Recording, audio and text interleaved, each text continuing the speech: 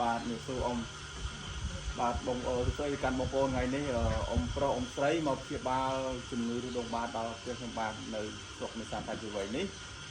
ហើយអ៊ំគាត់ធ្វើដំណើរពីចម្ងាយហើយអញ្ចឹងអ៊ំមកពីខេត្តណាដែរអាចជួយជម្រាបទៅកាន់បងប្អូនយើងបានណាខេត្តកាចេះមកអ៊ំហ៎ស្រុកសម្បូរគុំសន្តាន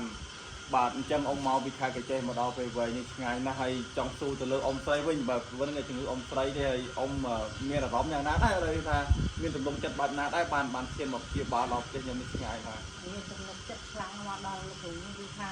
មានចិត្តកក់ក្ដៅហ្មងឃើញលោកគ្រូរស់រាយម្យ៉ាងហើយលោកគ្រូថាមានគុណធម៌ល្អហ្មងមើលទៅថាឲ្យជឿទុកចិត្តលោកគ្រូបាទ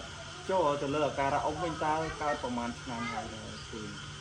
កើតយូរហើយដែរលោកគ្រូពេលមិនដឹងថាប្រហែលចាក់ពីខ្លាំងហ្នឹងមកអាពីទឹកយើងអត់ដឹងហើយពីបងចន្លោះជូងខំ10ឬក៏លើ10ហើយជា20អូហើយជា20ឆ្នាំហើយបាទអញ្ចឹងបើនិយាយ20ឆ្នាំហើយអ៊ំក៏ធ្លាប់ឆ្លងកាត់ជាមួយទៅលើការព្យាបាលច្រើនមកដែរណា